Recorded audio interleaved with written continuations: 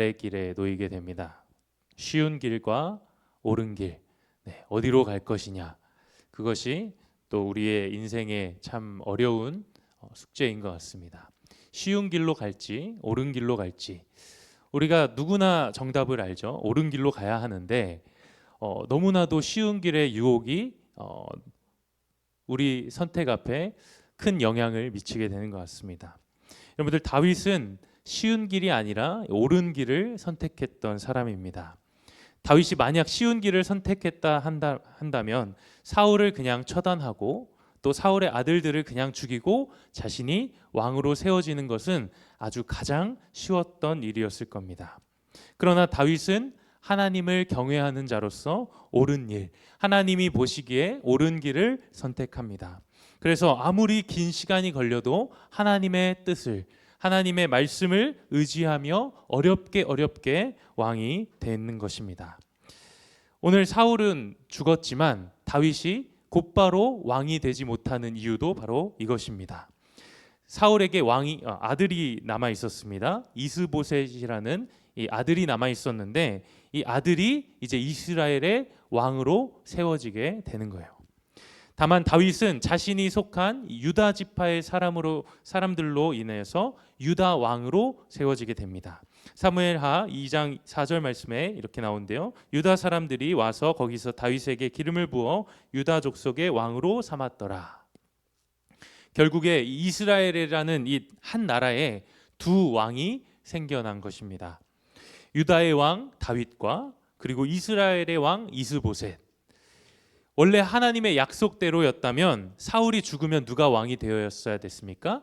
다윗이 곧바로 왕이 되었어야 됐어요. 다윗의 입장에서는 굉장히 답답한 상황이 벌어진 겁니다. 그러나 다윗은 때를 기다립니다. 하나님께서 자신을 왕으로 세워주신다 약속하셨으니 그날이 반드시 올 것을 다윗은 믿고 기다린 것입니다. 여러분들, 다윗이 얼마나 기다렸는지, 어느 정도의 시간을 기다렸는지 아십니까? 다윗이 이 사울로부터 도망하던 그 도망자의 시절을 거의 10년 이상으로 봅니다. 그리고 유다 왕으로 세워져서 다스렸던, 유다만의 왕으로 세워졌던 때가 7년 반이에요. 그러니까 다윗은 도합 20여 년의 세월을 기다려야만 했습니다. 우리는 잠시라도 내 뜻대로 되지 않을 때 어떻게 반응합니까? 불안해하죠. 많이 기다려야 1년, 좀 더 기다리면 2년, 시간이 지나면 지날수록 하나님의 말씀이 우리 가운데 점점 희미해지는 것을 볼 수 있습니다. 하나님 진짜 계신가? 하나님이 진짜 계시다면, 나를 지금 지켜보고 계시다면 내가 이 상황에서 벗어나야 되는 게 맞지 않는가? 하나님의 존재에 대해서 우리 의심하기 시작합니다. 여러분들, 참을 만큼 참았다라는 말 우리 자주 쓰죠. 보통 언제 이런 말을 씁니까? 못 참았을 때, 그렇죠? 더 이상 참지 못해서 분노가 폭발할 때 우리는 참을 만큼 참았어 이야기합니다. 사실 참을 만큼 참았다는 것은 참지 못했다는 말과 같습니다. 그러나 오늘 다윗은 참고 또 참았습니다. 끝까지 참았습니다. 막막하고 두려운 미래 앞에 인내했다는 거예요. 우리는 인내는 참으로 어렵습니다. 여러분들, 인내는 우리가 어렵다, 그런 노래도 있습니다. 인내 어렵다. 네. 그렇습니다. 자, 인내가 어려운 이유가 뭐예요? 우리가 인내를 부정적으로 바라보기 때문입니다. 내가 스트레스 좀 덜 받기 위해서 내가 참는다. 내가 힘이 없어서 지금은 어쩔 수 없이 참는 것이다. 우리는 이런 것을 인내라고 부릅니다. 그런데 다윗의 인내는 달랐다는 거예요. 다윗은 이 인내의 시간을 그냥 단순히 버티고 이 악물고 그래 조금만 참자 하는 인내가 아니라 이 시간을 통하여서 오히려 하나님을 더 알아가고 하나님을 더 바라보는 시간으로 사용했다는 거예요. 사도 바울은 이렇게 말합니다. 로마서 5장 3절과 4절 말씀 우리 같이 읽겠습니다. 시작. 다만 이뿐 아니라 우리가 환난 중에도 즐거워하나니 이는 환난은 인내를, 인내는 연단을, 연단은 소망을 이루는 줄 알미로다. 아멘. 그런데 아이가 자라날 때 인내가 필요합니다. 이제 막 태어났는데 내가 걷고 싶다고 엄마 나 걸을래요 할 수가 없는 거죠. 근데 맛있는 거 먹고 싶다고 해서 스테이크 썰러 갈 수 없는 겁니다. 그러나 이 인내는 아이에게만 필요한 것이 아니라 아이를 기르는 부모에게도 필요한 것입니다. 어려움 가운데 우린 이런 생각하죠. 하나님이 나를 사랑하신다면 왜 나를 지금 도와주시지 않지? 하나님이 왜 나의 상황을 해결해 주시지 않는 거야? 하나님께서 우리가 하나님을 원망하는 상황들을 생각하게 됩니다. 그런데 하나님께서는 오히려 사랑하시기에 인내하신다는 사실입니다. 우리의 어려움을 당장이라도 해결해 주실 수 있는 분이지만 우리를 인내하게 하시는 거예요. 인내를 통하여서 우리를 단련시키시는 것입니다. 그렇기에 우리의 인내는 이 시간이 지날수록 오히려 우리가 나를 사랑하시는 하나님, 나를 사랑하셔서 인내하시는 하나님, 나를 참아주시고 기다려주시는 하나님을 이 인내의 시간을 통하여 발견하게 되는 것입니다. 우리 앞에 놓인 어려움이 쉽게 해결되지 않는 이유는 하나님이 없어서가 아니라, 하나님이 나를 싫어해서가 아니라 어려움 앞에서 오히려 하나님께 매달려 기도하도록, 하나님만을 의지하도록 우리를 연단시키시는 하나님이 계시다는 사실을 우리는 기억해야 합니다. 여러분들, 그렇다면 이 연단이 왜 필요한 걸까요? 이 연단의 끝에서 우리는 소망을 발견하기 때문이에요.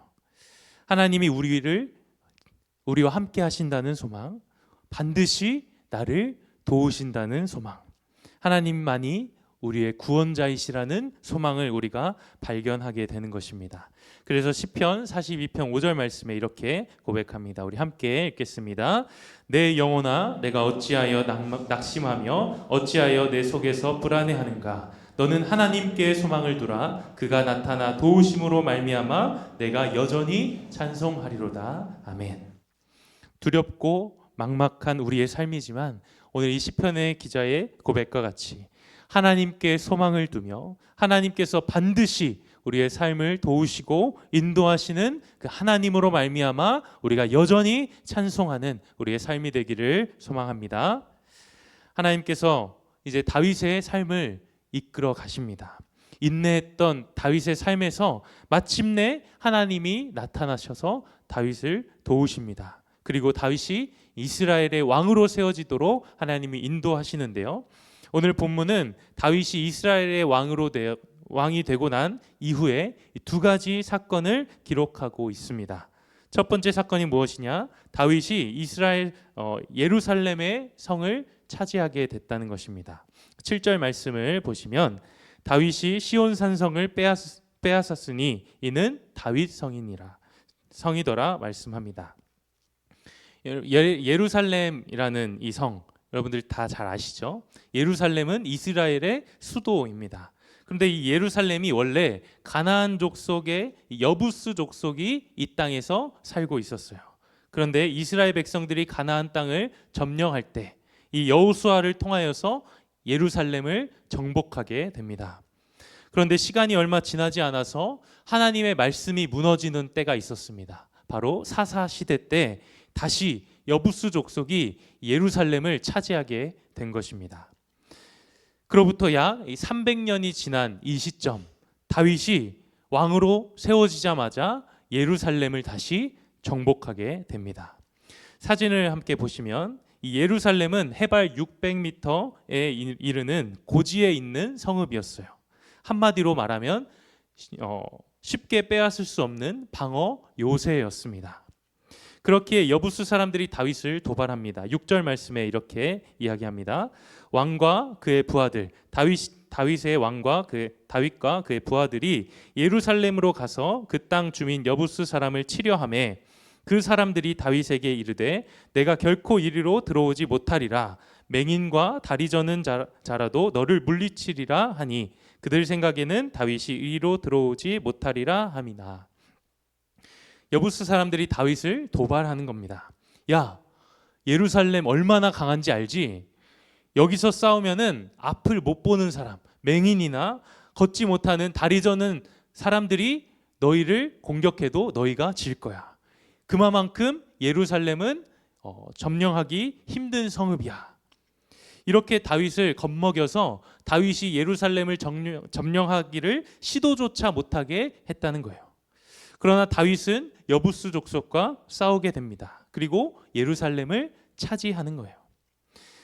앞서 하나님께서는 가나안으로 들어가는 이스라엘 백성들을 향하여서 이렇게 말씀하셨습니다. 신명기 20장 17절 말씀에 곧 헷 족속과 아모리 족속과 가나안 족속과 브리스 족속과 히위 족속과 여부스 족속을 내가 진멸하되 내 하나님 여호와께서 내게 명령하신 대로 하라. 300년 정도 전에 하나님께서 말씀하셨던 이 가나안 족속을 진멸하라는 이 말씀을 오늘 다윗이 행하고 있었다는 것입니다. 우리가 하나님의 명령대로 살고자 할 때, 하나님의 말씀대로 살아가고자 할 때 분명 어려움이 찾아옵니다. 오늘 여부스 족속과 같이 세상이 우리를 향하여 도전합니다. 네가 하나님의 자녀라고? 야, 너는 절대 이길 수 없어. 네 실력으로는 절대로 할 수 없어. 우리가 하나님의 말씀을 지키고 살아가고자 할 때 그것을 시도조차 못하도록 우리를 넘어뜨리고자 하는 세력들이 있다는 겁니다. 그러나 다윗은 하나님의 말씀을 의지하며 싸웁니다. 그리고 그 싸움의 결과 하나님께서 다윗을 승리하게 하시는 것입니다. 10절 말씀을 함께 보겠습니다. 시작. 만군의 하나님 여호와께서 함께 계시니 다윗이 점점 강성하여 가니라. 아멘. 이것이 오늘 말씀의 핵심입니다. 여호와께서 함께 하셨기에 다윗이 승리할 수 있었다는 겁니다. 10절 말씀을 다시 보시면 하나님을 뭐라고 말하냐면 만군의 하나님이라고 표현합니다. 여러분들, 만군의 하나님이라는 뜻은 무엇이냐면 천군 천사의 하나님이라는 거예요. 모든 군대의 하나님이라는 뜻입니다. 즉 능력의 하나님. 여러분들, 이 만군의 하나님이라는 표현이 다윗의 인생에서 오늘 처음 사용되었던 표현이 아니라는 거예요. 언제부터 이 다윗의 인생에 만군의 하나님이라는 표현이 고백되어졌냐? 사무엘상 17장 45절 말씀을 보시면 다윗이 블레셋 사람 골리앗과 싸울 때 이렇게 말합니다. 너는 칼과 창과 단창으로 내게 나아오거니와 나는 무엇으로? 만군의 여호와의 이름으로 나아간다고 말합니다. 골리앗을 용감하게 무찔렀던 이 10대 다윗, 이 소년은 이스라엘의 왕이 되고 나서도 여전히 만군의 하나님을 의지하며 싸웠다는 것입니다. 20년이 넘는 세월을 지나 그의 믿음이 변하지 않았다는 것입니다. 그런데 그의 믿음이 변하지 않았다는 말을 반대로 이야기하면 무엇이냐면 20년이 넘는 세월 동안 하나님이 다윗과 함께 하셨다는 거예요. 하나님이 함께 계시니 이것이 다윗의 삶의 중심이었다는 것입니다. 하나님이 함께 계셨기에 다윗이 어떻게 됩니까? 10절 말씀, 점점 강성하여 가니라. 강성하다라는 말은 위대해졌다는 말이에요. 커졌다라는 말입니다. 겨울철에 눈사람을 만들어 보신 적 있습니까? 지난 겨울에 굉장히 많이 눈이 왔죠. 많은 사람들이 이제 눈사람을 만드는데 눈사람 그냥 계속 이렇게 차곡차곡 눈을 모으기만 하는 사람은 없을 거예요.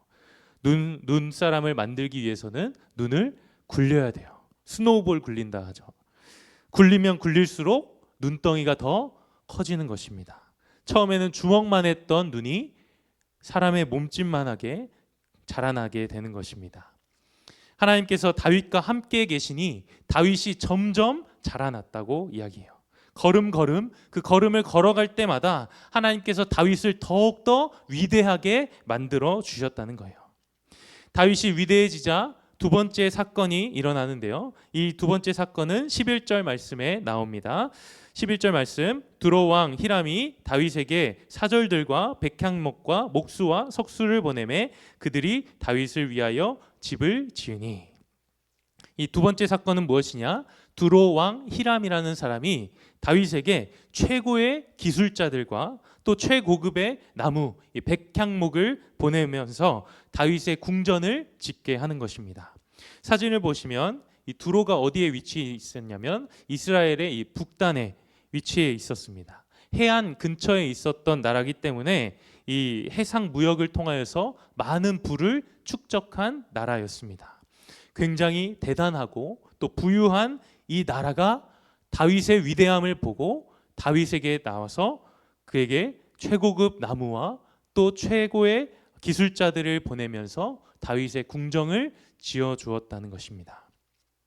하나님께서는 다윗의 인생을 이처럼 위대하게 만들어 주셨습니다. 다윗의 인생은 하나님이 높여주신 인생이었어요. 하나님께서는 보잘것없는 우리의 인생 또한 이처럼 높여주시는 분이십니다. 우리의 인생을 완전히 새롭게 하시는 분이십니다. 우리의 인생을 어떻게까지 새롭게 하시냐? 여러분들 쌍꺼풀 없는 사람이 쌍꺼풀 수술을 했다고 생각해 보십시오. 주변 사람들이 모를까요? 다 눈치채겠죠.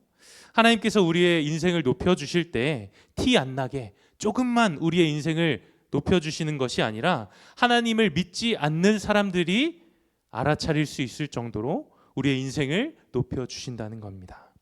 오늘 다윗은 자신에게 찾아온 이 두로 왕 히람을 만난 후에 이렇게 고백합니다. 12절 말씀입니다.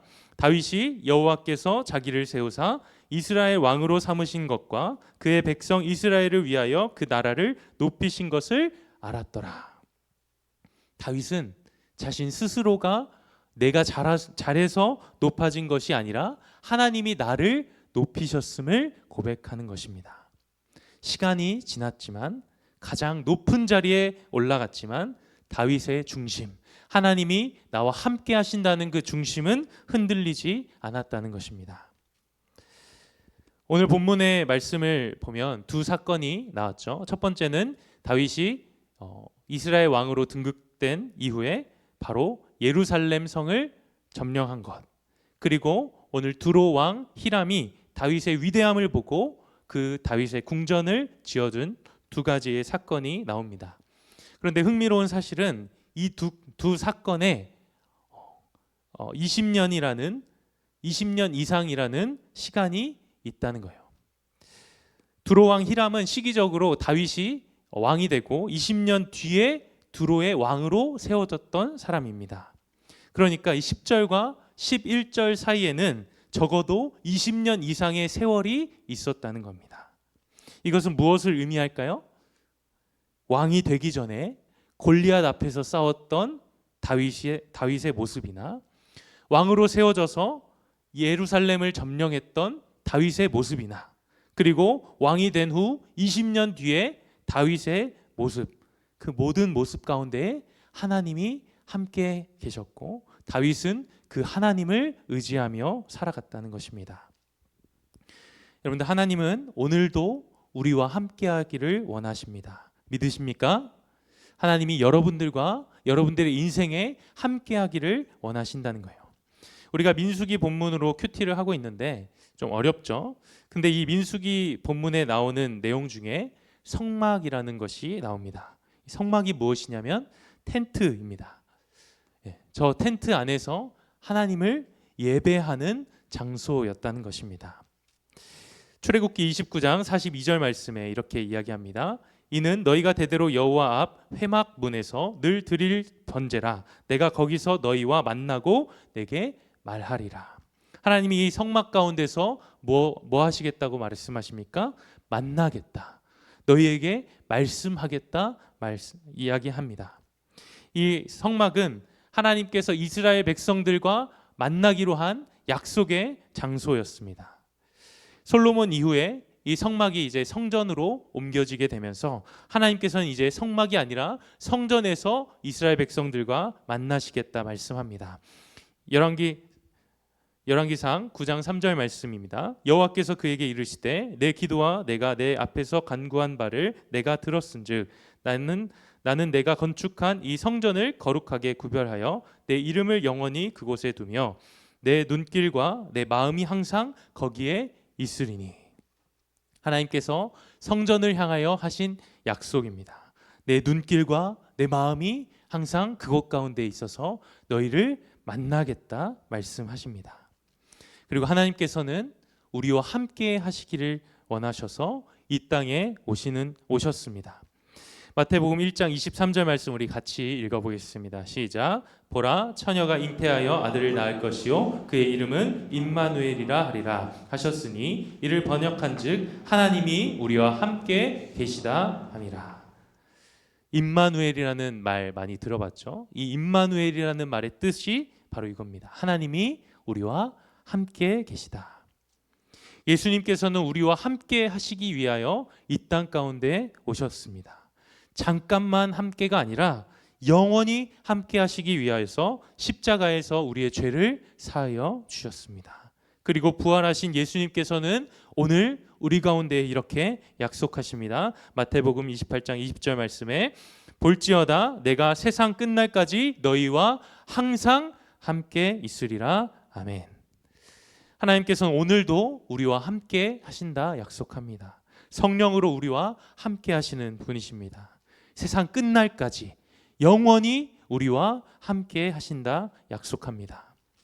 하나님이 함께 하시기에 우리는 어떠한 어려움 앞에서도 승리할 수 있는 것입니다. 하나님의 말씀을 믿으며 어려움 앞에서도 인내로 연단으로 소망을 품고 나아갈 수 있는 것입니다. 또한 하나님이 함께 계시기에 우리는 하나님의 위대함을 이 세상 가운데에 비추며 살아갈 수 있는 것입니다. 하나님이 우리를 위대하게 계속해서 우리를 강성하게 만들어 주실 때에 그 위대함을 우리가 세상 가운데로 우리가 흘려보낼 수 있는, 세상 가운데 비칠 수 있는 우리의 모습으로 살아갈 수 있다는 것입니다. 그래서 예수님께서는 우리를 향하여 이렇게 말씀하십니다. 마태복음 5장 14절과 15절 우리 함께 읽겠습니다. 너희는 세상의 빛이라. 산 위에 있는 동네가 숨기지 못할 것이요 사람이 등불을 켜서 말 아래 두지 아니하고 등경 위에 두나니 이러므로 집안 모든 사람에게 비치느니라. 아멘. 여러분들 마태복음 5장 15절 말씀을 보면 말과 등경이 나옵니다. 사진을 보시면 이 말과 등경이 무엇이냐면 이 말은 한마디로 그릇이에요. 이 곡식을 세는 그릇이었어요. 그래서 저 그릇에 곡식을 가득 담은 것이 한 말이었어요. 그런데 이 등경은 무엇이냐면 촛불입니다. 촛대. 불을 가지고 이 말에 그릇에다가 넣게 되면 어떻게 됩니까? 사진을 보여주시면 그 그릇 안에 그냥 담겨지게 되는 것이죠. 반대로 촛대에 두게 되면, 등경에 두게 되면 모든 사람들이 볼 수 있는 환하게 비치는 빛이 되는 것입니다. 하나님께서 우리를 세상의 빛으로 부르셨습니다. 우리는 그 빛을 말에 두지 않고 등경에 두어야 하는 것입니다. 말에 두는 것은 마치 하나님의 영광을 가리는 것과 같습니다. 하나님께서는 하나님의 영광을 드러내기를 원하신다는 거예요. 등경 위에 두어서 이 세상 사람들이 하나님의 그 영광을, 우리 가운데 하나님이 함께 하심을 바라볼 수 있도록 세상 가운데에 빛을 비치는 자로 우리를 불러주셨다는 것입니다. 그래서 우리가 16절 말씀을 같이 보면 이같이 함께 읽겠습니다. 이같이 너희 빛이 사람 앞에 비치게 하며 그들로 너희 착한 행실을 보고 하늘에 계신 너희 아버지께 영광을 돌리게 하라. 하나님이 우리와 함께 하심을 이 세상으로부터 나타내는 방법, 그것은 우리의 행실을 통하여서 나타내는 거예요.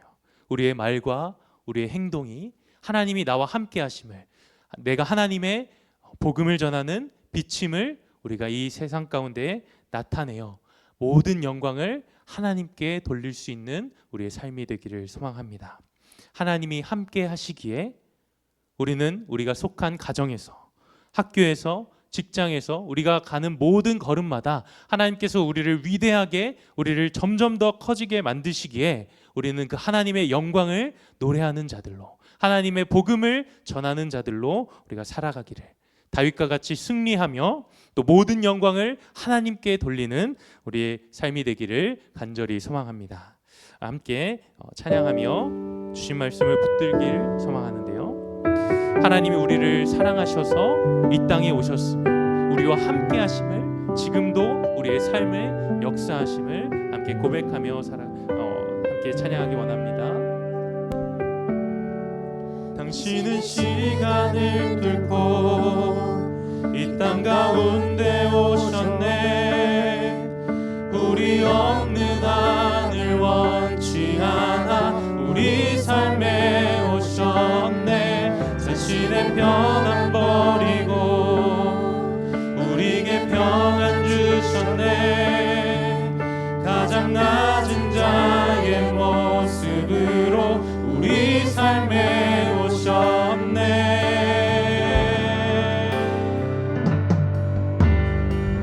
하나님 우리와 영원히 함께 하시네. 꿈없는 우리에게 그 나라 보여주시네. 연약한 자들의 친구가 되어주시고 힘없는 우리의 인생을 위로하시네. 한 번 더. 당신은 시간을 뚫고 이 땅 가운데 오셨네.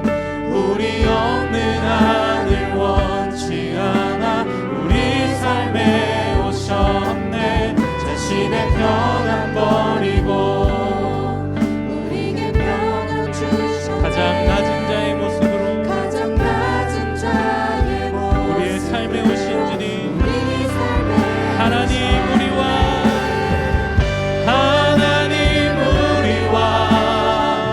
영원히 함께 하시네.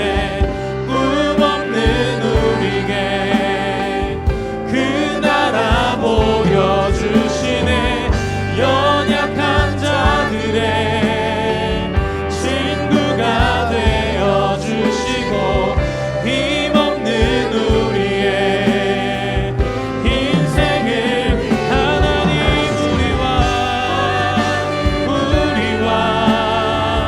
영원히 함께 하시네. 꿈없는 우리에게 그 나라 보여주시네. 연약한 자들의 친구가 되어주시고 힘없는 우리의 인생을 위로하시네. 여러분들, 하나님은 언제나 우리와 함께 하십니다. 혹시 괴롭고 어려운 상황 가운데 놓여 있습니까? 혹은 반대로 하나님이 나를 높이시는 것 같은 상황 가운데에 놓여져 있습니까? 어떠한 상황 가운데서도 하나님이 나와 함께 하심을 기억하는 우리의 삶이 되기 원합니다. 하나님께서 우리와 함께 하심을 기억하며 살아가게 하여 주시옵소서. 인생의 어려움 앞에서도 높아짐 앞에서도 모든 영광을 하나님 앞에 돌리는 우리의 삶이 되게 해달라고 이 시간 함께 주님의 이름 한번 부르고 기도하겠습니다. 주여, 하나님 아버지, 우리의 인생을 높이실 때에 하나님을 의지하며 나아가기 원합니다. 교만하지 않고 하나님, 우리가 하나님을 바라보며 살아갈 수 있도록 주여 인도하여 주시옵소서. 하나님, 우리와 함께 하심을 기억하게 하여 주시옵소서. 우리가 낮아질 때에도 높아질 때에도 하나님, 우리와 함께 하심을 주님 놓지 않게 하여 주셔서 이 세상 가운데의 빛으로 나아갈 수 있도록 인도하여 주시옵소서. 하나님의 영광을 드러내는 자로 사용하여 주시옵소서. 하나님, 우리의 모든 삶을 주님께서 주관하여 주시고 하나님 인도하시는 은혜를 누리게 하여 주시옵소서. 하나님이 함께 하시기에 우리가 승리할 수 있음을 고백합니다. 하나님이 함께 하시기에 우리의 모든 삶에 주님의 영광을 드러내며 살아갈 수 있도록 주여 인도하여 주시옵소서. 이 시간에 함께 한 번 더 기도하며 나아갈 때에 우리의 이제 다음 주 전체 출석주일을 앞두고 있습니다. 하나님, 우리가 작정했던 작정자들을 위해서 기도합니다. 혹 우리의 삶에서 하나님의 빛을 비추게 하여 주시고 우리의 행실을 통하여 말을 통하여서 하나님의 그 선하심이 하나님의 영광이 드러나는 우리의 삶으로 살아갈 수 있도록 주님 그 용기를 가지고 또 전하며 나아갈 수 있도록 우리 다음 주 전체 출석주의를 위하여서 우리가 작정한 작정자들을 위해서 함께 기도하며 나아가겠습니다. 하나님 아버지 감사합니다. 다음 주 전체 출석주의를 앞두고 있습니다. 하나님, 우리의 삶을 통하여 주님이 증거되기 원합니다. 하나님이 우리와 함께 하심을 드러내며 나아가는 우리의 삶이 되게 하여 주시고 하나님이 우리의 삶을 통하여서 우리 주변에 있는 작정자